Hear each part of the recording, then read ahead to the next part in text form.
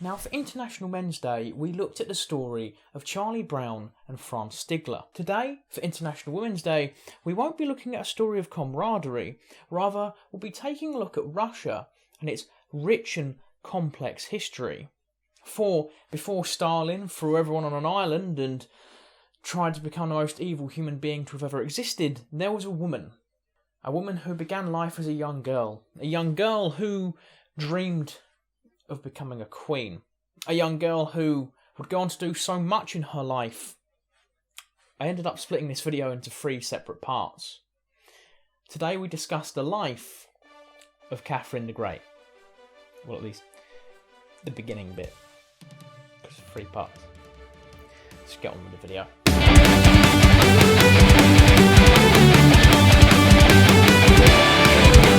Okay, look, I'll keep this quick because the video is already in 3 parts. If you want regular updates on the projects I'm working on or early access to videos, then the best way to support me is on Patreon. You can also buy my book on Amazon, it's there, blah, blah, blah, and I also have merch.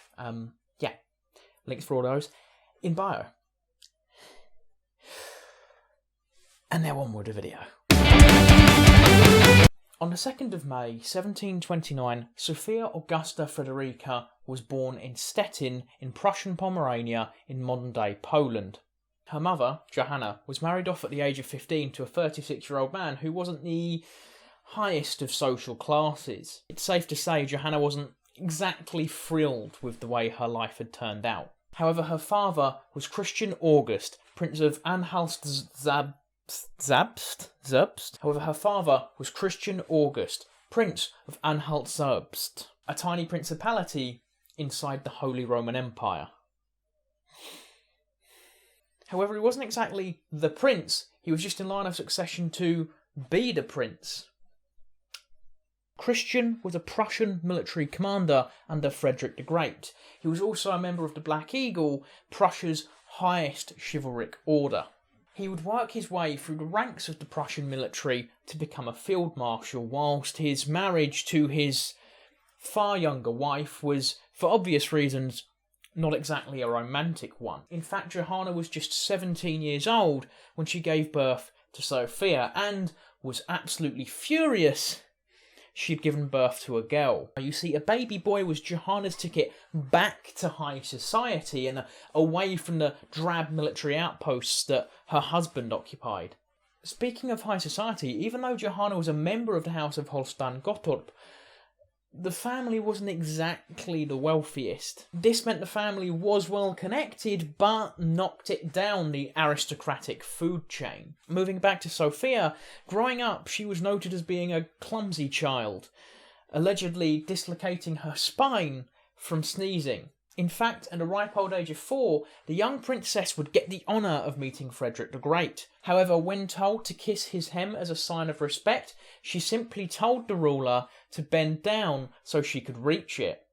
Frederick apparently wasn't insulted by this and instead found it hilarious, ordering her not to be disciplined. Sadly, because Sophia was born a girl, her mother regularly took out the pain of her own life on her daughter, calling her ugly and attacking her for the most minor of indiscretions. Against this negative atmosphere, Sophia grew into an intelligent young woman with a specific knack for memorisation. Yet her intelligence infuriated some of her teachers as she continually asked questions like, why were the great men of antiquity damned just because they were born before Christ? Or what was the universe like before creation? As someone who has thanatophobia and regularly goes for existential crisis, I sense a kindred spirit. Because I don't even need evidence for what was going through her head as she asked those questions. I just know. When her mother wasn't busy ruining Sophia's childhood, she was busy looking after Sophia's infirm and continually ill brother, who died on the 13th of June, 1742. Sophia did have another brother, however he was only 8 at the time and not really of much use to Johanna. So Johanna was forced to turn her attentions onto Sophia. This wasn't exactly a good thing for Sophia, as Johanna quickly realised a new plan to push her way back into high society. She was going to marry off Sophia. However, if you haven't guessed already, Sophia wasn't exactly the model 1700s woman. She wasn't the type to sit quietly in the corner and giggle at men. She was arrogant, impudent and proud. She was a 1700s tomboy. Johanna, forever confusing herself with the evil stepmother from Cinderella, went out of her way to break these undesirable characteristics. She took Sophia to see spinsters, which was a term for an unmarried woman who was often above what was considered marriage age. One of these spinsters was Sophia's own aunt, who lived alone in a room with 16 pugs. There's nothing wrong with Sophia's aunt.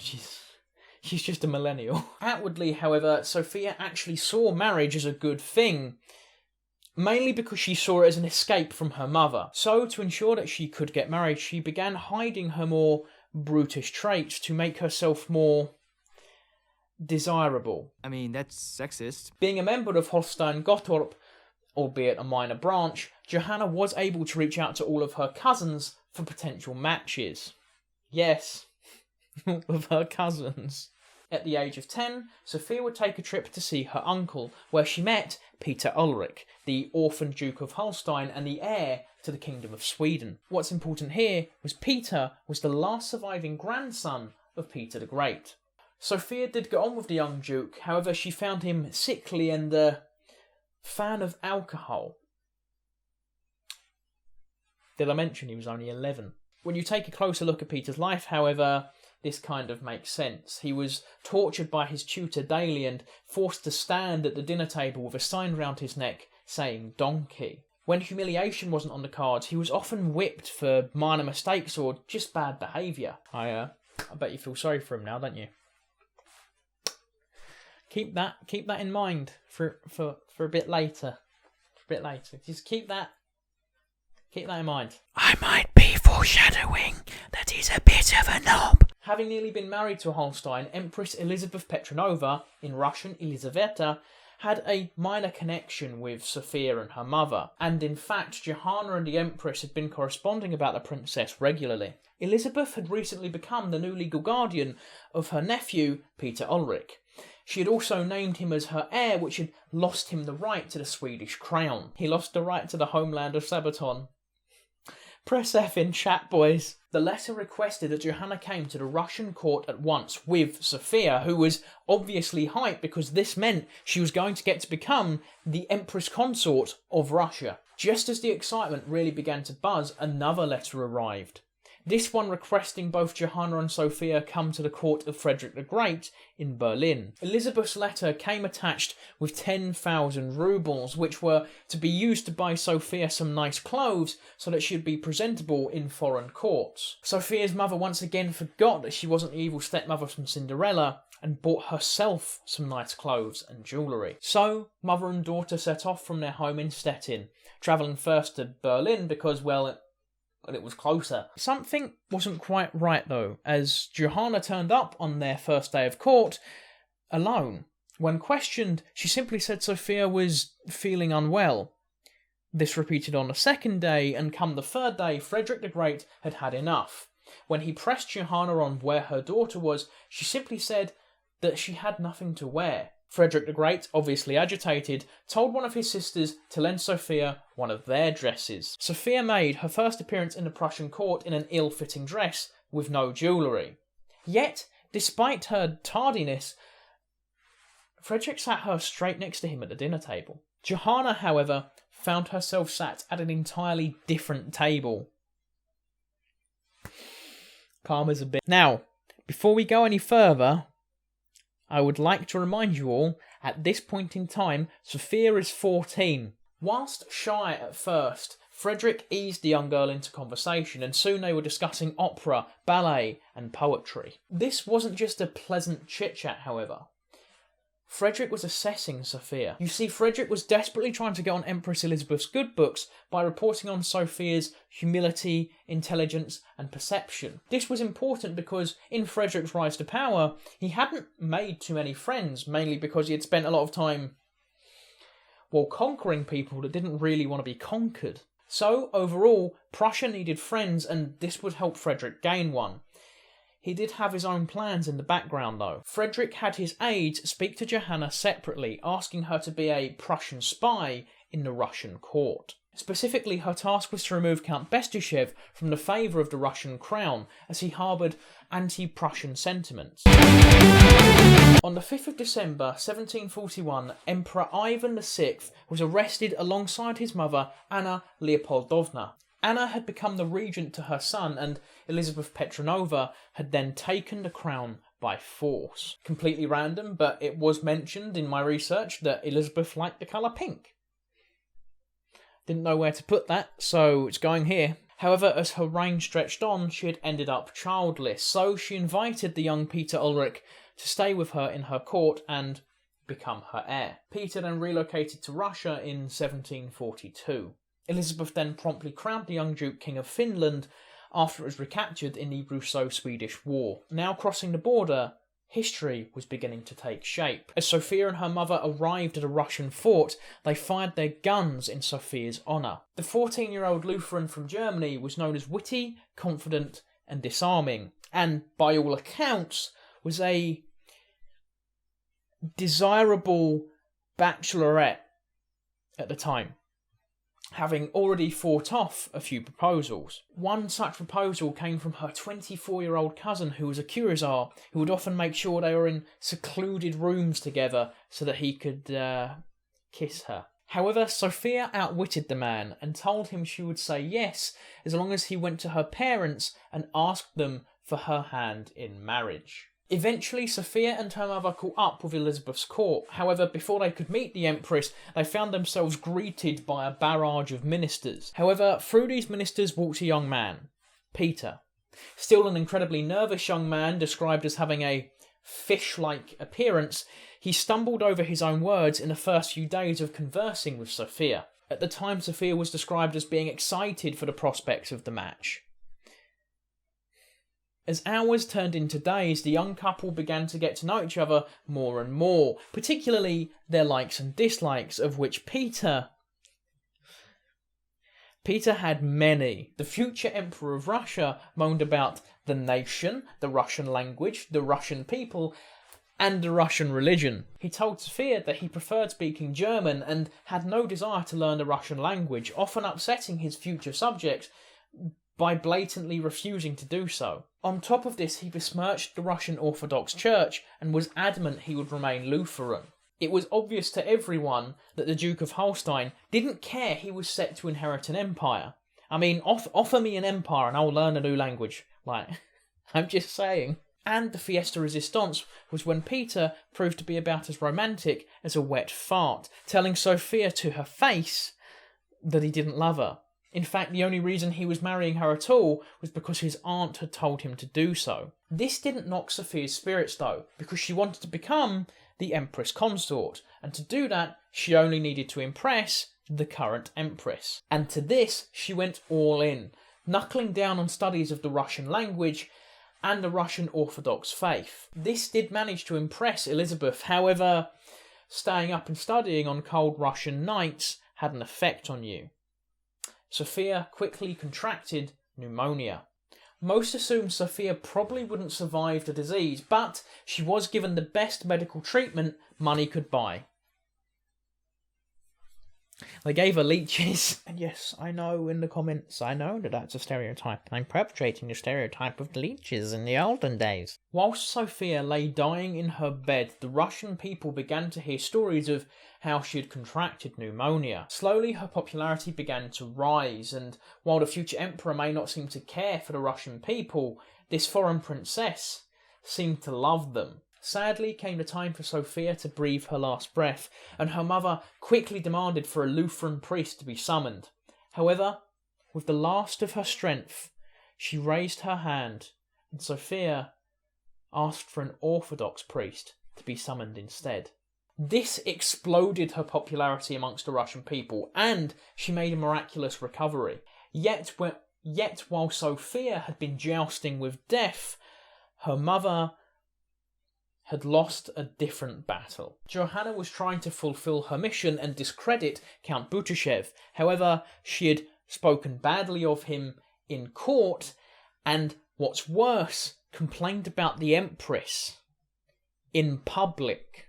Understandably, Elizabeth was furious, and one day whilst with Peter, a courier burst in and informed Sophia that she was to pack her things and leave Russia immediately. Sophia knew that the crosshairs were pretty much directly set on her mother, so she spoke to Elizabeth directly. I can't find any records of this conversation, but I can only assume it was something around the lines of, "Yeah, I hate her too. She's an absolute cunt." Whatever the conversation was, it seemed to smooth things over with the Empress. On the 28th of June 1744, Sophia was formally accepted into the Orthodox Church and betrothed to Peter shortly after. As was customary with the time period, there was a large post-betrothal celebratory dinner. Sat far from the happy couple on an entirely separate table was Johanna. After a while, she completely lost her shit and began touting that she didn't deserve to be sitting with the ladies of the court. So Elizabeth granted her wish, and she gave her her own table, in a room, by herself. Imagine being told the 18th century equivalent of "go sit in the corner" by the Empress of Russia. Now that she was a part of the Russian Orthodox Church, Sophia was bestowed with a new name, Ekaterina, a name you may know as Catherine. At the same time, the Empress granted her the title of Grand Duchess. However, as one door opens, another must close, and Peter began getting crueler and crueler to Catherine. Whilst her love and popularity only grew in Russia, Peter's hatred only became more cemented. And as she was the closest he could get to attacking the place he hated so much, Peter would often verbally abuse Catherine, regularly threatening to beat her, saying it was the only way to control a woman. Despite all this, Catherine realised her fate was locked in, and she was determined to make the best of her new life. However, the universe had different ideas, and Peter contracted smallpox. He would recover, but as I said earlier, he wasn't exactly Brad Pitt, and the smallpox scars greatly disfigured him. In fact, upon seeing him, Catherine was reportedly horrified. The opposite reaction came from Elizabeth, who realised quickly that both of them had become severely sick at one point or another, and she needed her heirs to have heirs. So, she sped the marriage up.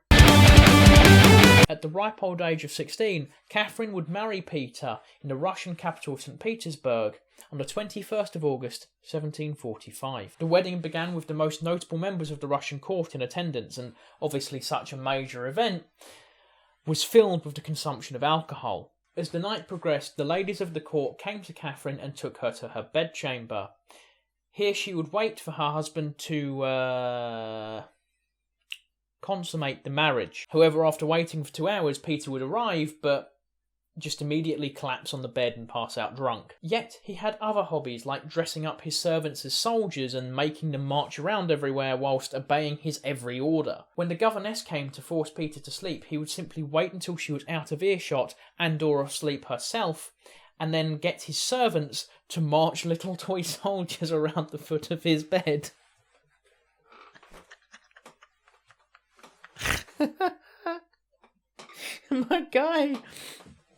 My guy got his servants to march toy soldiers around his bed. Understandably, Peter hated Catherine, and Catherine hated this piece of sentient knob cheese. Eventually, it's rumoured that they began living at separate ends of the palace, with Catherine even calling her husband an idiot and a good-for-nothing drunk from Holstein. Eventually, Elizabeth began to notice the lack of baby Russian royalty and wrote a stern letter to Catherine, reminding her of her duties. That's sexist. This wasn't for a lack of trying on Catherine's part. It was the 18th century, and she was royalty. Her role was to produce an heir.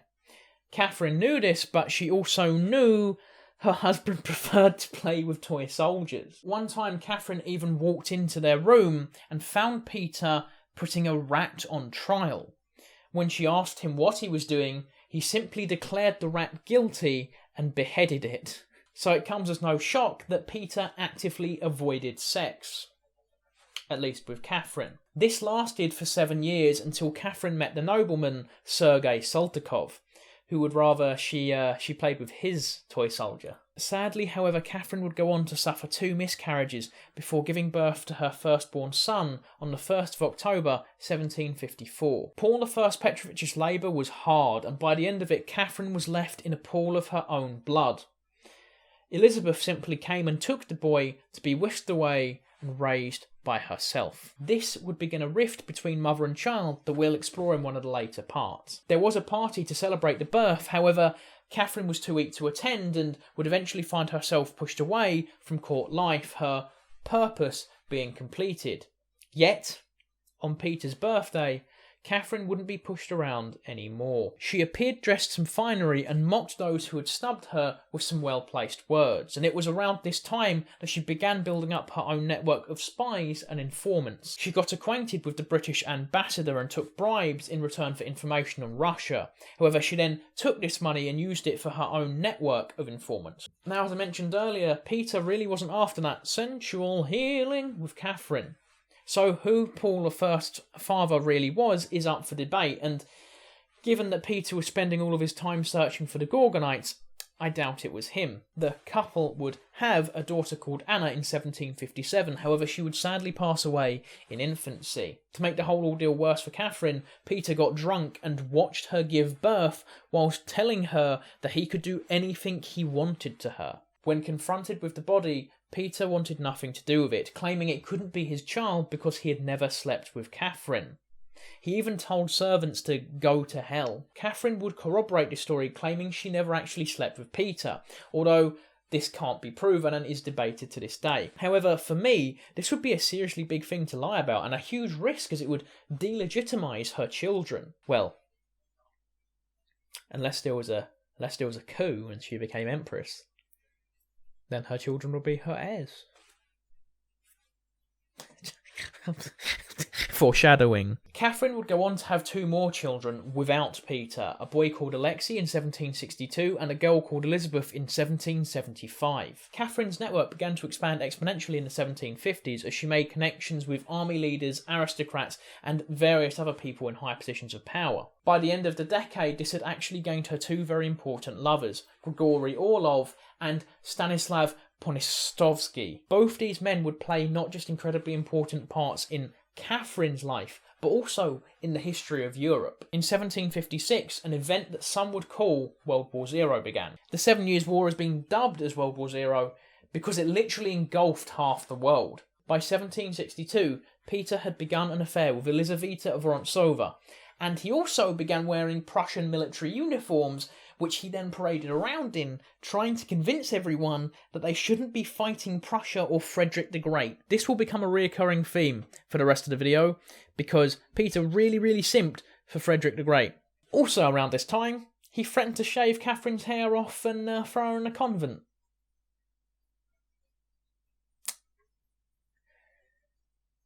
What a dick. Catherine's only safety net faded on the 5th of January 1762 when Elizabeth passed away. At this point, Peter Ulrich became Emperor Peter III of Russia, a country he hated. At Elizabeth's funeral, Peter took the opportunity to openly show his contempt for the Russian Orthodox Church by ignoring strict customs that were in place. Catherine, on the other hand, boosted her popularity once again by acting like the perfect Orthodox Empress consort. After publicly embarrassing himself at his aunt's funeral, he forced Catherine to hand out medals to his lover. He then also tried to force her to admit that their son was illegitimate. He eroded the Orthodox Church by giving church properties to Lutheran ministries. He also forced the court to take a more pro-Prussian stance, the Prussia they're currently at war with. Just to reinforce this, the new emperor began to backtrack Elizabeth's military policies. Now, countless Russian lives had been lost in the 7 Years' War, but it was worth it, because Berlin, and by extension all of Prussia, was now on the verge of collapse. Yet, Peter decided to offer Prussia a peace treaty, returning all of Russia's gains and saving Frederick the Great, whilst on the other hand, removing the last of the reputation he had with the Russian people, nobility, and most importantly, the military. Catherine could only watch and despair as Peter dragged the empire down at his whims.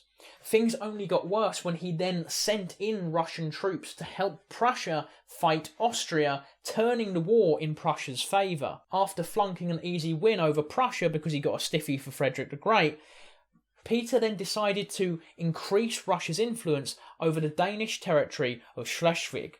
At this point it was clear to everyone, the emperor was more concerned with his duchy than the literal empire he controlled.